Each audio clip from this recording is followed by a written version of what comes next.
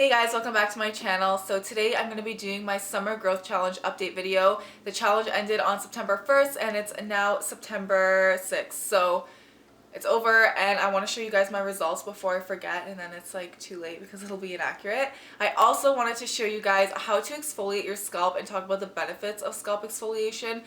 It's something that not a lot of people know about, including myself. I just recently discovered it and I wanted to share it with you guys. So before we get into the video, don't forget to give this video a thumbs up. Also, don't forget to subscribe down below and follow me on Instagram.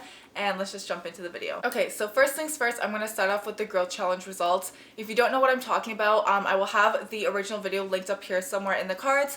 But basically, we did a summer growth challenge starting from May 1st to September 1st. I'm not going to get into all the details because this video will be too long, but basically it consisted of doing the inversion method once a month and doing a hair mask once a week. So if you want to try it, go ahead and check out the video. You can do it obviously whenever you want. I just did it for the summer. I might be doing another one for the winter, so make sure you're subscribed so you don't miss that out. But yeah, it was a lot of fun. The months like actually flew by. I can't believe it's already finished, but I thought it was a lot of fun. I thought it was really easy. And also thank you to all of you who sent me your before and after pictures on Instagram. It honestly made my day and you guys had some really great results. So I'm so happy you enjoyed it. In the last video, I measured it on camera as well. And I'm like the worst person at taking before and after pictures. Like I always forget. So the only photo I have as reference is the one that I put in the thumbnail of that video, which I'll have somewhere here on the screen.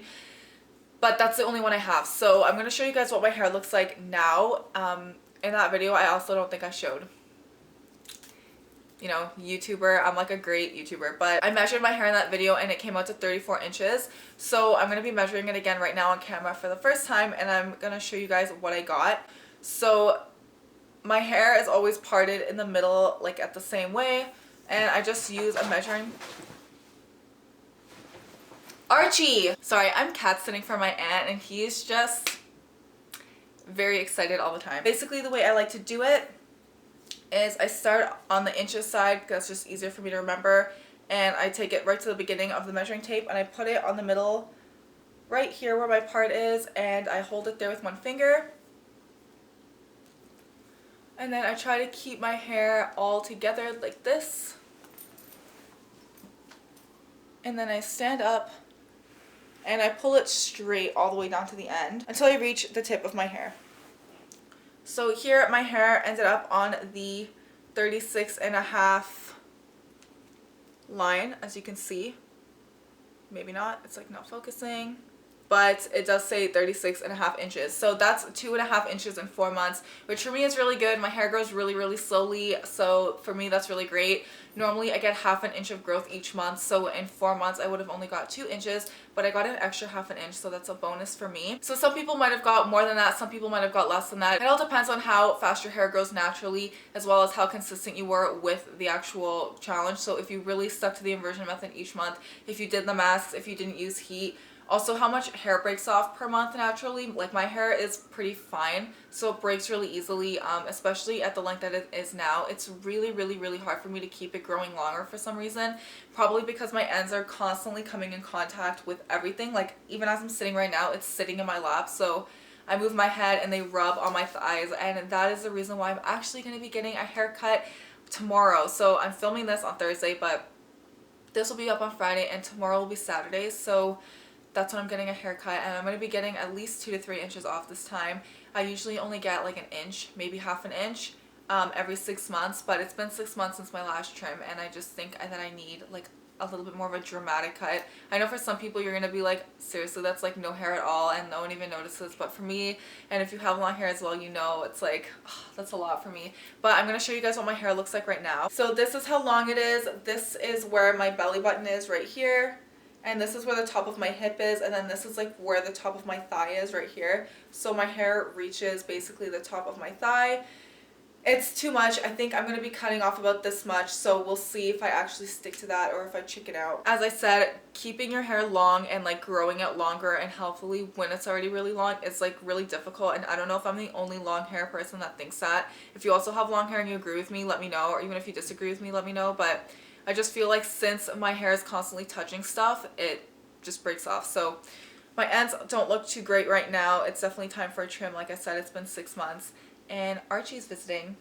Hi! So now, without further ado, let's get into the exciting part, which is the scalp exfoliation. Also, I'm kind of fighting a cold, so if I sound like death, I'm really sorry. There's nothing I can do, and I really wanted to get this video up this week, so sorry. Scalp exfoliation is something that should be in everybody's hair care routine. I don't know why it took me so long to figure that out. Somebody actually left me a comment, I forget if it was here on Instagram, about it and asked me if I would do a video on it. So thank you so much for introducing me to it, because I honestly had never even heard of it before. A healthy scalp equals healthy hair. So if you are dealing with any kind of scalp issue, whether it be dandruff, dryness, oiliness, product buildup, even if you have a totally normal basic scalp and you have no issues, you should still be exfoliating. So every follicle on your scalp is supposed to grow at least 2 or more hairs. So when that starts to get clogged up, you will have less hair growing out, and it can also damage the hair that is growing out, so that can lead to hair loss, thinning. If you've always had really thick hair on your scalp and you're noticing it thinning out, it could be that your hair follicles are clogged. So this is definitely something that you should be doing on at least a monthly basis. I would recommend doing this once every other week or once a month. If you have a really dandruffy, oily scalp, then you can do it once a week, but kind of just play around with it. This isn't something you should be doing daily because it is exfoliation. Also, if you are going to be going to the beach or something the next day and you're going to be having your head in the sun, don't do it the night before. Your scalp will be a little bit more sensitive. Just like when you exfoliate your face, you need to make sure that you're protecting it from the sun. Scalp exfoliation is also amazing for if you have a buildup, so it clears out any oil, any excess grease, any excess product. If you have dandruff, it's going to get rid of extra flakes, and overall it's going to give your hair a little bit more volume. It's going to make it a lot cleaner. It's going to just make your hair a lot healthier overall. So like I said before, healthy scalp is healthy hair. You really need to make sure that the foundation is really good and strong before you try to grow hair out of there. So the first way, I think, is the easiest way, especially if you're not into DIYs and stuff, and it's just using a teasing comb. So the way you do it is, I would probably do this on like dirty hair because you need to wash it after anyway. So on your wash day, spend some time just sectioning off your hair and taking the teasing comb and just brushing your hair this way. So my hair is clean right now, so I don't think a lot will show up anyway. But basically, you just want to do this along the part, and you're going to want to split a section and do the same thing until you've got your whole head covered. You don't want to be really rough. It's not a toothbrush, so you don't want to be doing this because you don't want to hurt your scalp or irritate your skin, but just really gently, and you'll feel it. Like, you'll literally see little flakes coming up. And when your hair is really gross and oily, it's actually like so satisfying to like see everything like gunk up. If you're like into watching pimple popping videos and stuff, you'll probably love this because I did. Anyways, after you've done it with this, you want to do a scalp treatment just to really moisturize your scalp and bring some life back into it. I would recommend just going in with some coconut oil because it's really hydrating. Go in with any oil you like and just give yourself a really good scalp massage. This whole process is also going to stimulate blood flow, which we all know promotes hair growth, so it's really just beneficial all around. It will add about 20 to 30 minutes to your routine though, so if you want to do this on like a spa night, I totally get it. If you want to do it like on a night that you're just chilling out at home, you're not going to be going anywhere, just like your average spa night, do it then, because if you're in a rush, it's going to take you forever. So after doing the scalp treatment, you could just go ahead and wash your hair or sleep with the oil in your hair overnight, but I would just wash it immediately to get everything clarifying off. The second way to do this is really easy as well. All you want to do is take some sugar or ground coffee and mix it with any oil of your choice. You can also mix it with honey if you want, and it's gonna make a really scrubby, pasty texture, almost the way you would make like your own lip scrub or your own like body exfoliator. It's the exact same thing. So you would do that and then just rub it between your hands and really massage it into your scalp. Section off your hair if you find that to be easier, but then just massage it in, and you can leave it for a little while. Afterwards, you just want to go wash it out as normal, and that's it. Just keep in mind that if you have any active sores on your scalp or like open wounds, don't do this. It will irritate, it will hurt. So if you have like psoriasis or anything like that, I would not recommend doing this. You don't want to irritate your scalp, or if you have like any severe like cuts or any kind of wound on your scalp, just stay away from doing this until they heal, because it can be really irritating. It can make the problem worse.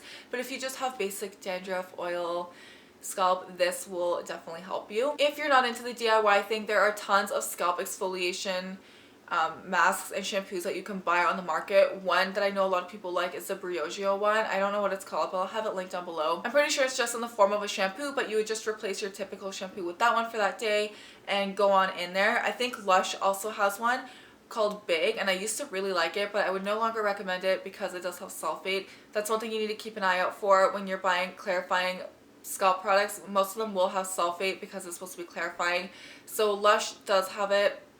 If you don't care about sulfates, then use whatever you want. But if you do care about sulfates, I think the Briogeo one would be a better option because they're sulfate-free, silicone-free, and cruelty-free. So that's a bonus. If you guys want me to try it out and do a review on it, give this video a thumbs up and I'll definitely do that. I really want to try their deep repair mask because I've used their leave-in conditioner and I really love it. So I'd love to try some of their other products out. And that's about it, you guys. I really hope you enjoyed this video. If you've tried scalp exfoliation before, let me know in the comments what you think about it and if you notice any difference it's made. I'm definitely going to be including this into my weekly and monthly routine because I think it's very important, and I can't believe, like I said, I've slept on it for so long. But I'm definitely going to be doing it from now on.